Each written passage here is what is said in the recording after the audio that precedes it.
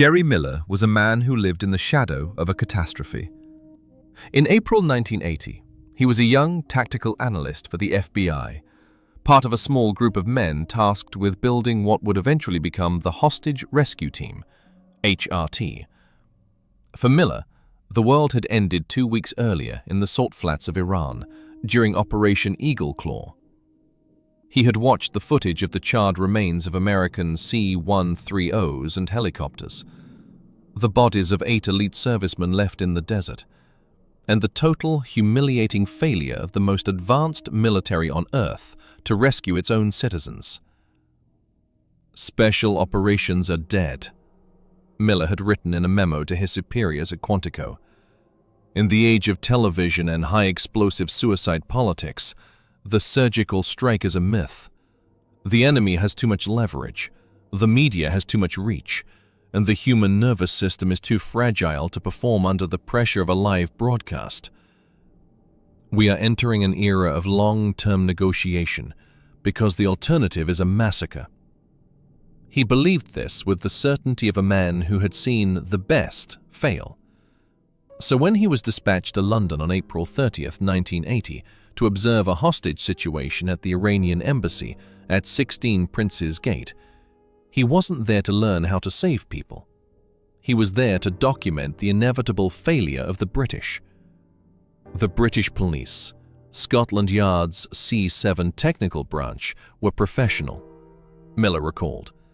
They had the negotiators, they had the psychologists, and they had the scientific approach to a siege. They believed in the contain and talk method. But as I sat in a surveillance van parked behind the embassy, watching the infrared feeds, I saw 6 terrorists who weren't interested in talking. They were members of the Democratic Revolutionary Front for the Liberation of Arabistan. They were armed with Browning high powers and submachine guns.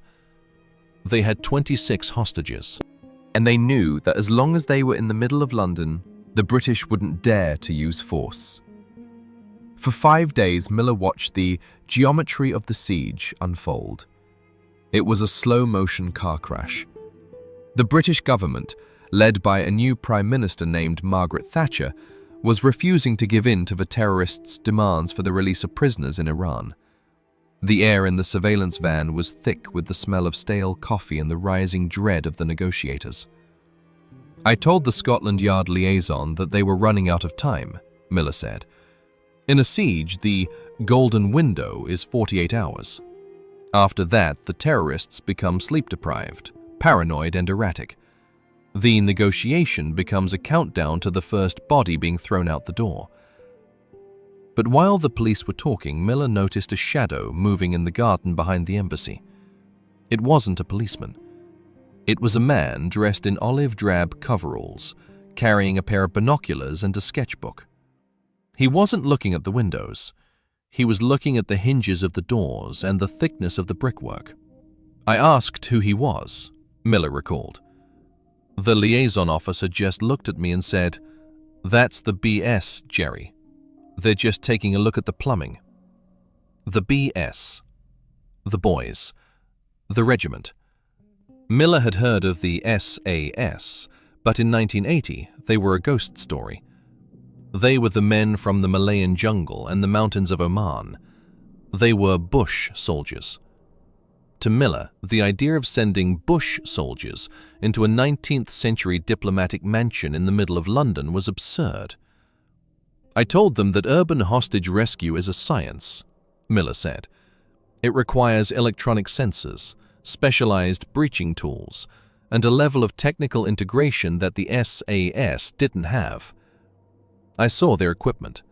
They were using old MP5s and gas masks that looked like they belonged in a chemical plant. I thought they were an anachronism.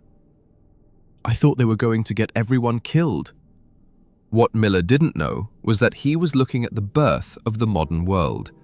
He was looking at B and A squadrons of 22 SAS, who had spent the last 5 years inside a windowless concrete block in Hereford called the Killing House. While the Americans were focusing on technology and mass, The British had been focusing on geometry and repetition. The major in charge of the SAS element, a man who seemed to exist in a state of permanent quiet boredom, invited me to a dry run at a nearby barracks, Miller recalled. They had built a full-scale mock-up of the embassy using scaffolding and plywood. I watched them practice. They didn't move like the SWAT teams I'd seen in the States. They didn't shout. They didn't use flashy tactical maneuvers. They moved with a rhythmic, mechanical speed that looked unnatural. Miller watched as a four-man team processed a room. They didn't enter as individuals. They entered as a single entity. The first man cleared his corner before his feet had even fully touched the floor. The second man engaged a target while still in the doorway. The entire room was clean in under 3 seconds. I asked the sergeant how they stayed so synchronized. Miller said. He looked at me through his gas mask, a black, bug-eyed visor that stripped away his humanity, and said, "We don't think, mate. We just follow the line. If you think, you're dead. You just become the bullet." This was the eclipse of the human ego. The SAS selection process in the Brecon Beacons had flattened these men, but the Killing House had reprogrammed them. They were no longer soldiers. They were the hardware for a new kind of software, the 17-second geometry. On the 6th day, the negotiation finally broke. At 11:30, a series of shots rang out inside the embassy. A few hours later, the body of a hostage, the embassy's press attaché, was dumped onto the pavement. Miller sat in the van, his heart hammering against his ribs. "This is it," he whispered. "The massacre is starting." He watched as the police negotiators stepped back, and a quiet, unassuming man in a suit picked up a telephone and said 2 words to the major at Hereford. "Operation Nimrod." The atmosphere changed instantly, Miller recalled. The science of the police was gone. The thinking soldier took over. I saw them emerge from the shadows of the neighboring buildings. They weren't in olive drab anymore. They were in the black kit. One-piece flame-retardant suits, body armor, and those terrifying S-10 respirators. They looked like creatures from a nightmare. They didn't look like they were there to rescue people. They looked like they were there to end a world. Miller looked at the clock. 19:23. The sun was setting over London. Millions of people were tuned into the BBC, watching the live feed of the embassy. They were expecting a standoff. They were expecting more talking. Instead, they saw a man kick in a window on the first-floor balcony and slide down a rope into the heart of the fire. I realized in that second that everything I'd written in my memo was wrong, Miller said. Special operations weren't dead. They were just being reinvented in front of my eyes. The American era of overwhelming mass was about to be eclipsed by the British era of surgical violence. And as the first explosion rocked the front of the embassy, Jerry Miller realized that the 11-minute miracle was about to begin, and that the world would never look at a thinking soldier the same way again. At 1923, on May 5, 1980, the world changed. But for Jerry Miller, sitting in the back of a police surveillance van, the change didn't start with a bang. It started with a sound he hadn't heard in 6 days, the sound of 40 men exhaling at once. The go order had been given, Miller recalled.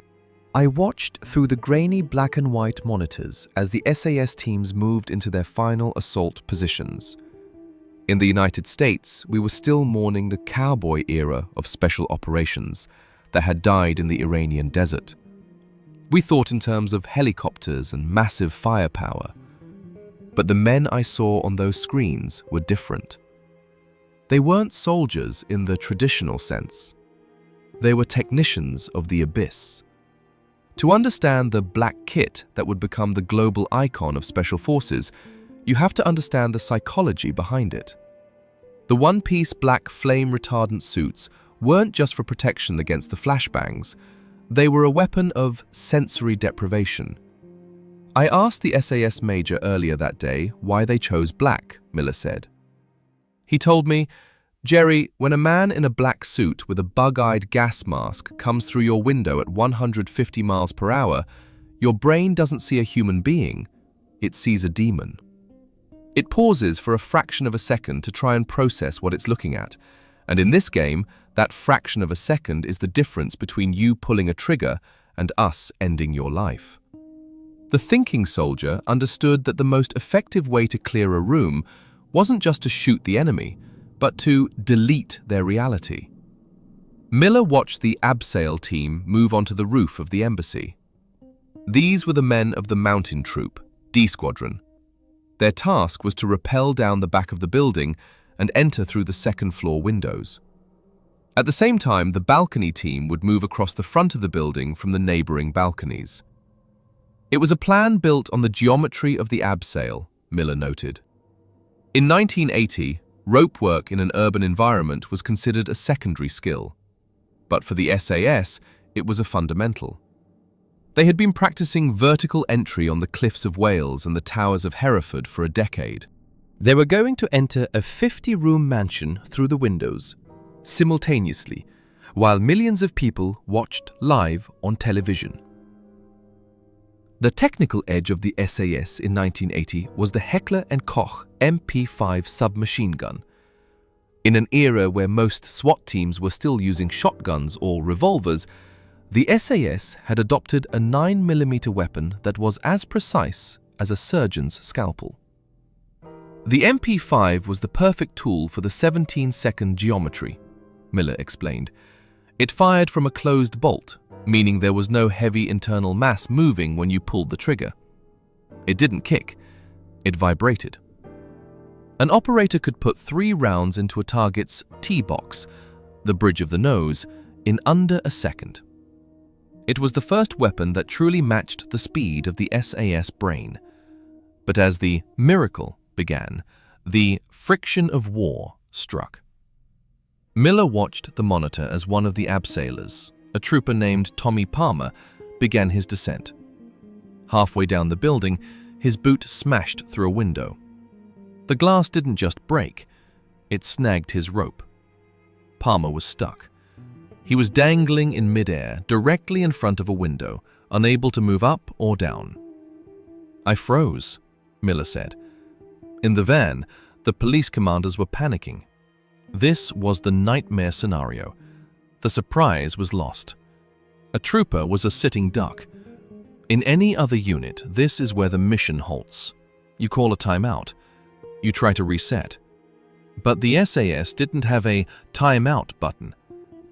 I heard the major's voice over the command net, Miller recalled. He didn't shout. He didn't swear. He just said, "Press on. All teams, press on. Ignore the snag." This was the institutional memory of the Brecon Beacons. The selection process had taught these men that catastrophe is just another variable. On the long drag in Wales, if you twist an ankle, you don't wait for a medic. You change your gait and keep walking. On the balcony of the Iranian embassy, if a man is stuck on a rope, you don't stop the clock. You work around him. Then the second catastrophe hit. One of the troopers on the balcony, trying to help Palmer, accidentally triggered a frame charge prematurely. The explosion didn't just blow the window, it set the heavy velvet curtains of the embassy on fire. Within seconds, Palmer was dangling in the middle of a literal furnace. The rope was melting, the fire was roaring, and the terrorists inside were now fully aware that the world was ending. "It looked like a disaster," Miller said, his voice shaking at the memory. "I thought I was watching the British version of our failure in Iran. I thought the SAS were about to be incinerated in front of a global audience. I turned to the liaison and said, 'They're dead. They're all dead.'" The liaison didn't look at Miller. He was watching the lead man of the balcony team, a sergeant who was already stepping through the smoke and the flames. The SAS didn't flinch, Miller noted. They didn't wait for the fire to be put out. They didn't wait for the rope to be cleared. They entered the burning building. They stepped into the fire because the standard dictated that the hostages were more important than the safety of the team. Inside the embassy, the 11-minute miracle was entering its most violent phase. The 17-second geometry was being applied to a labyrinth of smoke, fire, and terrified hostages. Miller watched the thermal feeds. The SAS teams were moving through the rooms with a speed that defied human biology. They weren't clearing rooms, they were processing them. The American way of room clearing in 1980 was mass and noise, Miller explained. We thought you needed to shout and throw enough people into a room to overwhelm the enemy. The SAS showed us that you only need 2 men and a line of fire. They moved in a staggered file, their MP5s held in a low ready position, their eyes never leaving their sectors. They didn't talk. They didn't need to. They were following the geometry of the floor plan they had memorized in the plywood mock-up. In the telex room, the terrorists had gathered the hostages. They knew the end was near. One of them, the leader named Fauzi, turned his weapon on the prisoners. This was the moment where the thinking soldier wins or loses, Miller said. It's the split second between identifying a threat and engaging it. In the killing house, the SAS operators had practiced this 10,000 times. They had fired live rounds inches away from the heads of their brothers. They had conditioned their nervous systems to ignore the adrenaline and focus on the sight picture. As the first SAS trooper kicked in the door of the telex room, he saw Fauzi raising his submachine gun. Miller watched the timer on the monitor. 19:24. 1 minute since the first explosion. The trooper didn't hesitate, Miller recalled. He didn't shout, "Drop the gun." He didn't give a warning. He followed the rules of engagement for a live fire rescue. Neutralize the threat before the threat can act. Fauzi was hit by a 3-round burst before he could even blink. He was dead before he hit the floor.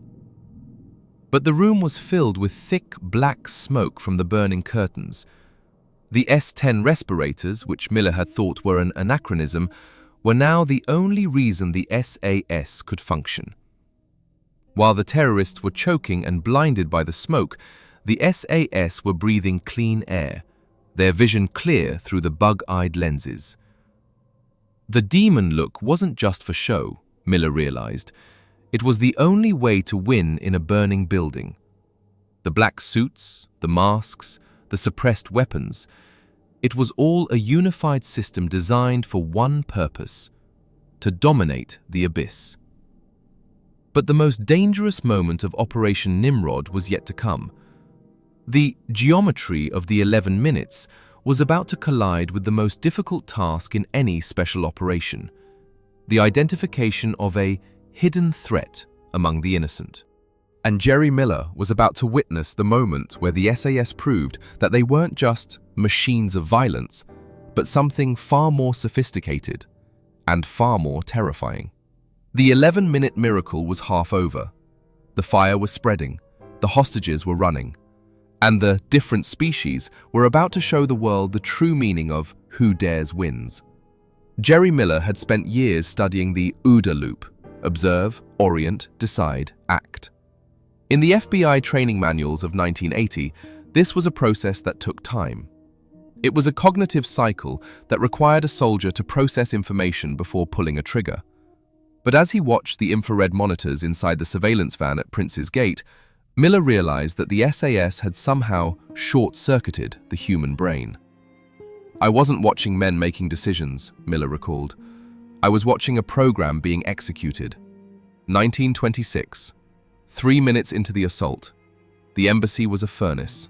The CS gas, combined with the thick black smoke from the burning velvet curtains, had created a zero-visibility environment. In the United States, our SWAT teams would have halted. You can't fight what you can't see. But the SAS didn't even slow down.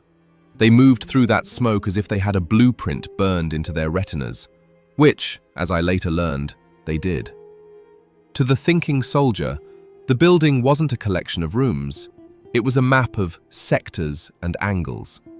Before the first rope was even dropped, every operator in B and A squadrons had spent 48 hours memorizing the exact floor plan of the embassy. They knew where every door opened, where every light switch was located, and the exact number of steps from the window to the center of the room. The major told me that in the killing house, they practice blind clearance, Miller said. They turn off the lights, pump in the smoke, and make the troopers clear the suite by touch and memory. By the time they entered Prince's Gate, the smoke wasn't an obstacle. It was a tactical advantage. The terrorists were blinded, choking on the CS gas, their eyes streaming. But the different species were breathing through their S10 filters, their vision narrowed to the T-box of anyone holding a weapon. Inside the embassy, the 11-minute miracle entered its most chaotic phase, the extraction. The SAS had reached the hostages in the telex room, but the building was now a death trap. The fire from the balcony was spreading rapidly, fed by the old wood and the heavy tapestries of the 19th century mansion. The staircase, the central artery of the building, was becoming a chimney for the flames. I heard the radio chatter, Miller recalled. It was monosyllabic. Room 1 clear, room 2 clear, hostages moving. There was no emotion, no "good job, boys," just the clinical recording of the geometry being solved. Then, the stairwell geometry occurred. The SAS had formed what they called a human chain. They were literally passing hostages from man to man down the smoke-filled stairs toward the back exit. It was a conveyor belt of survival. But among the terrified hostages, the terrorists were trying to play one final card: the blend. This is the nightmare of every hostage rescue, Miller explained. The wolf in the fold. One of the terrorists, a man named Abbas, had thrown away his weapon and grabbed a grenade. He tucked it under his shirt and joined the line of hostages, hoping to be carried out to the street where he could detonate himself in front of the cameras. Miller watched the grainy CCTV feed from the back stairs. He saw a line of people stumbling through the smoke, their hands on the shoulders of the person in front of them. It looked like a desperate, disorganized retreat. I saw a trooper at the bottom of the stairs, Miller said. He was the filter. His job was to look at every person coming out and make a life or death determination in less than half a second. In the FBI, we would have handcuffed everyone. We would have followed the due process of the scene, but the SAS wasn't there to make arrests. They were there to perform a surgical removal. As Abbas reached the middle of the stairs, he made his move. He reached for the grenade. The trooper didn't shout, Miller recalled, his voice dropping to a whisper. He didn't hesitate. He saw the movement of the hand toward the waistband, a movement that the thinking soldier is trained to recognize as the final threat. The trooper reached into the line, grabbed Abbas by the hair, and swung him against the wall. Before the hostages even realized what was happening, the trooper had put 3 rounds into Abbas's head. The body was pushed down the stairs, and the human chain didn't even stop moving. The stairwell execution was over in 3 seconds. To Miller, it was the most brutal thing he had ever seen. To the SAS, it was just the arithmetic of the sector. I asked the sergeant later how he knew for sure, Miller said. I asked him, what if you were wrong? What if he was just reaching for a handkerchief? The sergeant looked at me through those cold, bug-eyed lenses and said, Jerry, we don't guess. We've seen that movement 10,000 times in the house. A man reaching for a child moves with his palm open. A man reaching for a grenade moves with his fingers curled. If you wait to see the pin, everyone in this building is dead. We don't wait. This was the institutional memory of Hereford. The killing house wasn't just a shooting range, It was a behavioral laboratory. They had studied the mechanics of the human body under stress until they could differentiate between innocent panic and hostile intent faster than the conscious mind could think. At 19:30, 7 minutes into the assault, the embassy was a total inferno. The 11-minute miracle was nearing its climax, but one terrorist was still missing. The leader, Fawzi, had vanished into the smoke of the ground floor.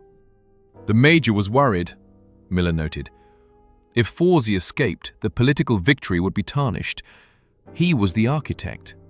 He had to be accounted for. I watched the sweep team enter the final sector, the basement and the ground floor offices. This was the darkest part of the geometry. The basement was a warren of small rooms and storage lockers. It was the blind spot of the embassy. In the United States, a team would have used flashbangs in every room.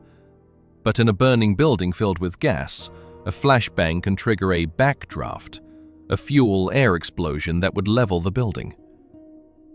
The SAS cleared the basement with nothing but their knives and their instinctive marksmanship, Miller said. They were moving through knee-deep water from the burst pipes, their MP5s held in the high ready. They were looking for the rhythm of a man hiding. They weren't looking for a person. They were looking for a disturbance in the geometry. They found Fawzi hiding behind a heavy steel door in the boiler room. He was armed with a Browning high power and a final grenade. Miller listened to the radio. 1932. "Contact," the lead trooper whispered. Then the sound of a single, muffled thud, thud, thud. Threat neutralized. Sector clear. The 11-minute miracle was almost complete. The hostages were out. The terrorists were dead. But as Jerry Miller watched the SAS teams emerge from the burning building, he saw something that the television cameras missed. He saw the different species returning to the shadows. They didn't wait for the applause. They didn't talk to the press. They walked to their unmarked white vans, stripped off their black kits, and began cleaning their weapons. I walked over to the Major, Miller recalled. I told him that he had just changed the history of the 20th century. I told him that every police force in the world would be calling Hereford by tomorrow morning. The Major didn't even look at the burning embassy. He looked at his watch and said, 9 minutes and 44 seconds, Jerry. We're over the clock. The abseil snag cost us 20 seconds of the geometry. We'll have to fix that on Tuesday. Miller realized then that the standard was the only thing that mattered. To the world, Prince's Gate was a miracle. To the SAS, it was a degraded performance that needed to be analyzed and corrected.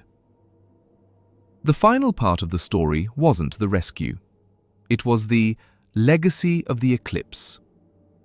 As the smoke cleared over London, the American witness realized that the thinking soldier hadn't just saved 26 lives.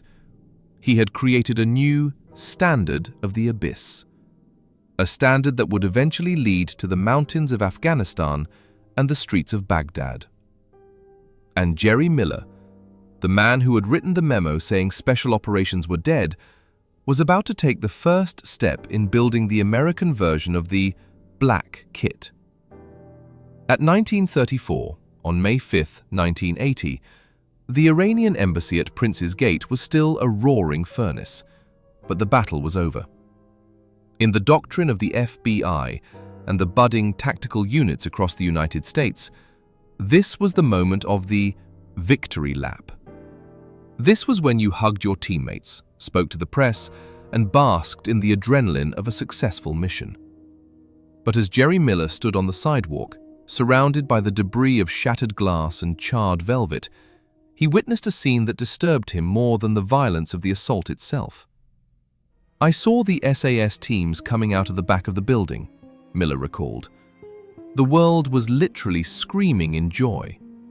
People were climbing over the police barricades to try and touch them.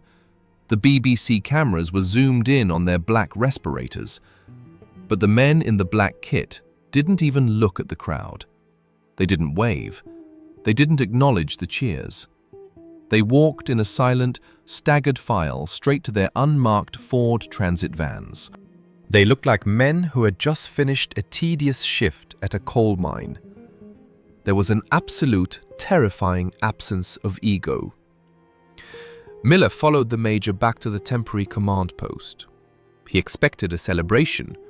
Instead, he found a geometry of the debrief that was as cold and surgical as the raid itself. The major wasn't talking about the 26 lives they had saved, Miller said. He was staring at a stopwatch. He was obsessing over the 19 seconds it took the second floor team to breach. He was angry. He called it sloppy. He said the synchronization of the geometry had failed because of the abseil snag. I realized then that for the SAS, the hostages weren't the only metric of success. The metric was the standard, and tonight, in their eyes, the standard had been degraded by 20 seconds. This was the institutional memory of the regiment. To the different species, a mission isn't a hero's journey. It's a technical experiment. If the experiment has friction, it's a failure, regardless of the outcome. I asked the major how he could call it a failure when they had just neutralized 5 out of 6 terrorists and rescued everyone but one hostage who was killed before they entered, Miller recalled. The major looked at me with eyes that were still dilated from the CS gas and said, "Jerry, 20 seconds is an eternity. In 20 seconds, a man can make a choice. Our job is to move faster than the choice. If we allow the geometry to slip, eventually the choice will belong to the enemy." The 11-minute miracle at Prince's Gate did more than just end a siege. It triggered the industrialization of special operations. Every police department and military force in the world, from the FBI to the German GSG-9, suddenly wanted the black kit. They wanted the MP5s, the S-10 respirators, and the 17-second geometry. But they were looking at the hardware, Miller noted. They thought if they bought the suits and the guns, they would have the capability. I spent the next year trying to explain to the Department of Justice that the black kit was just the skin. The skeleton was the selection process on the Brecon beacons. You can't have the 11-minute miracle without the 40-mile long drag. You can't have the surgical precision of the room clearance without the thinking soldier who has been flattened until he has no fear left to hide.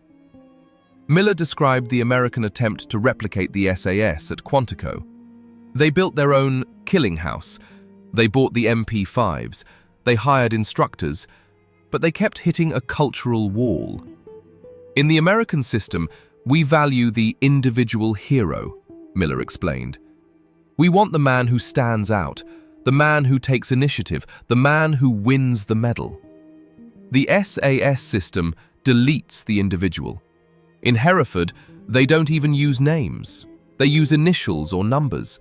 They don't have medals for specific raids. The raid is the reward. I saw our HRT candidates trying to outperform each other. The SAS troopers were trying to disappear into each other. They wanted to be a single organism with 40 bodies. Our guys were still 40 individuals trying to work together. To show Miller the hidden cost of this transformation, the SAS major invited him back to Hereford a month after the siege. I saw the men who had been on the balcony, Miller recalled. I saw Tommy Palmer, the man who had been stuck on the rope in the middle of the fire. He was sitting in the mess hall, staring at a cup of tea. He had third-degree burns on his legs that were still bandaged. I asked him how he was doing. He didn't talk about the pain. He talked about the logic of the fire. He said, "The fire was a variable, Jerry. It changed the friction coefficient of the rope. I had to recalculate my descent weight in real time. I should have been 5 seconds faster." Miller realized then that Palmer's brain had been reprogrammed by the regiment. He no longer processed trauma as an emotional event. He processed it as a data error. "This is the dark side of the thinking soldier," Miller whispered. "They become so efficient at processing the abyss that they lose the ability to live in the light. They are a different species because they have evolved to survive in the 17-second window where life and death are just arithmetic. But when that window closes, they are left in a world that feels slow, loud, and meaningless."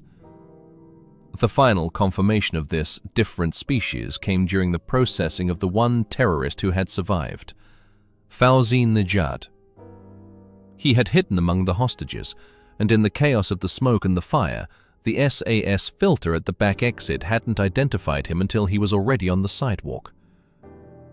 There was a moment, Miller recalled, where the SAS troopers realized they had a survivor. One of them moved toward Nejad, his weapon raised. The world was watching. The cameras were rolling. In that microsecond, the trooper had a choice. He could have ended it right there.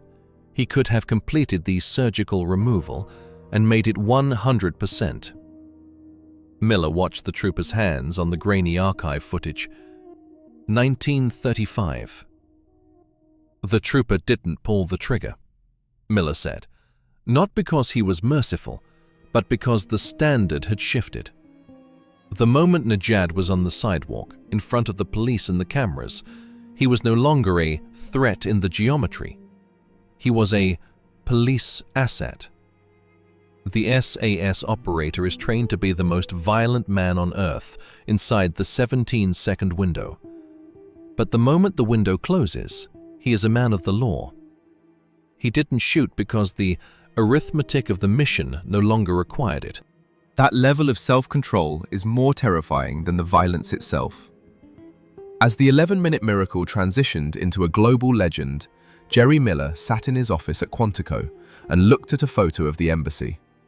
He realized that the eclipse wasn't just about a raid. It was about the moment the Western world realized that to defeat a monster, you didn't need a bigger army. You needed a different kind of man. "We spent 40 years trying to catch up to Prince's Gate," Miller concluded.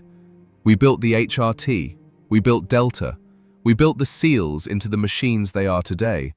But every time we clear a room, every time we fast rope from a helicopter, every time we breathe through a respirator, we are just echoing what 40 men from Hereford did on a Tuesday in 1980. The final part of the story wasn't the tactical victory, it was the legacy of the silent standard. As the smoke cleared over London, the world saw the black kit, but Jerry Miller saw the ghost walk of the men who wore it. And he was about to witness the final philosophical conclusion of Operation Nimrod. The moment the SAS showed him that "who dares wins" isn't a slogan for the brave, it's a warning for the rest of us. The morning of May 6, 1980, broke over London with a cold, indifferent drizzle. The smoke from the Iranian embassy was still a thin, grey smudge against the skyline of Kensington, but the world was already a different place. Jerry Miller stood on the sidewalk of Prince's Gate, watching the cleanup crews move in. He felt a profound sense of tactical vertigo. I had witnessed a 11-minute event that had invalidated 20 years of my own training, Miller recalled. The FBI, the CIA, the Pentagon, we had spent the 1970s trying to solve the problem of terrorism with mass and logistics. We thought if we had enough helicopters and enough radios and enough analysts, we could outthink the enemy. But the SAS had just shown us that the only computer that matters in the abyss is the human nervous system. The industrialization of the miracle began that morning. Within 48 hours, the black kit, the respirators, the flame-retardant suits, the MP5s, became the mandatory equipment for every elite unit on the planet. But as Miller prepared his final report for Washington, he realized that everyone was focusing on the wrong thing. They were all ordering the gear, Miller noted. The French GIGN, the German GSG9, my own colleagues at Quantico, they were obsessed with the black kit. They thought the mask was the secret. They didn't understand that the mask is just a filter for the thinking soldier.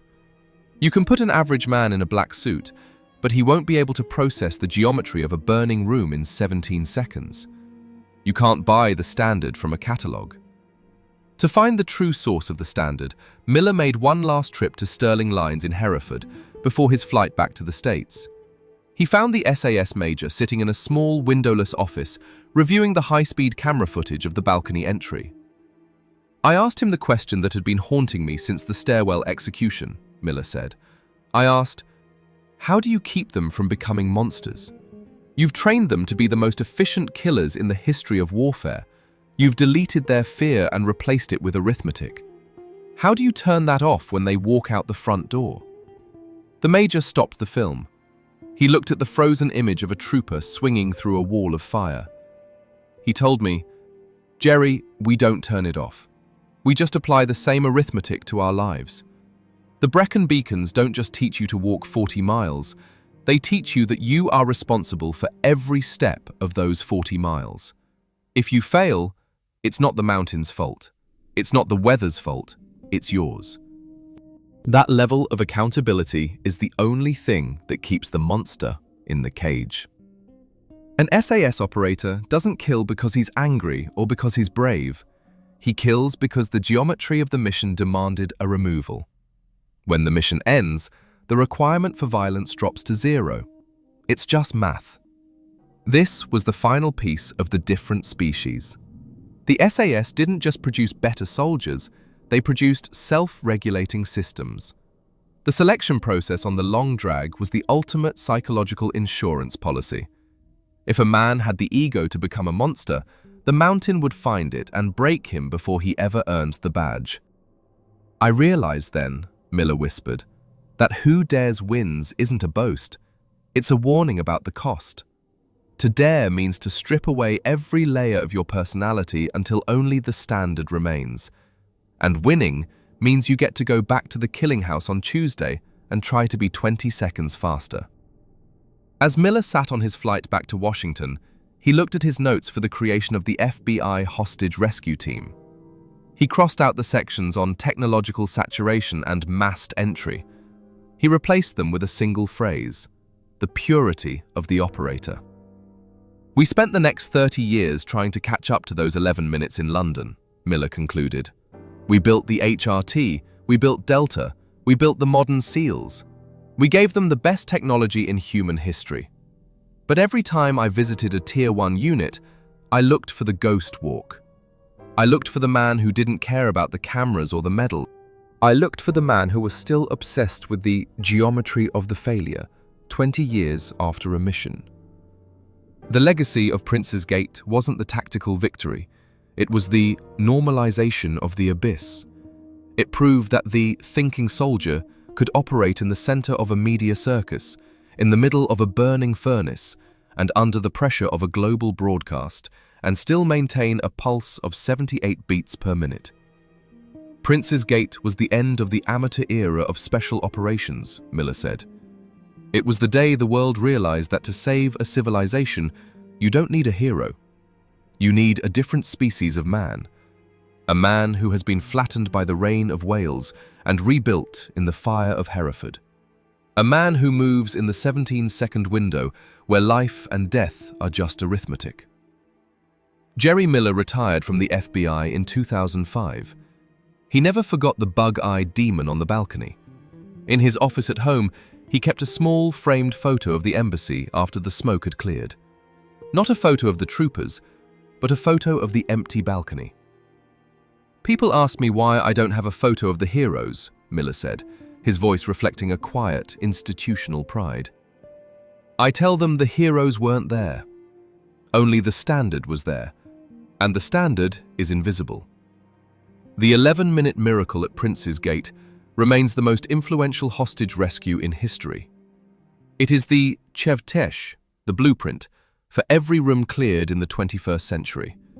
It is the reason the modern world trusts a small number of men in the dark to solve the problems that an army cannot. And as the sun sets over Hereford today, the different species are still there. They are in the killing house, They are in the smoke. They are waiting for the next Tuesday. Because for the SAS, the miracle was 40 years ago. But the geometry is forever. Who dares, wins.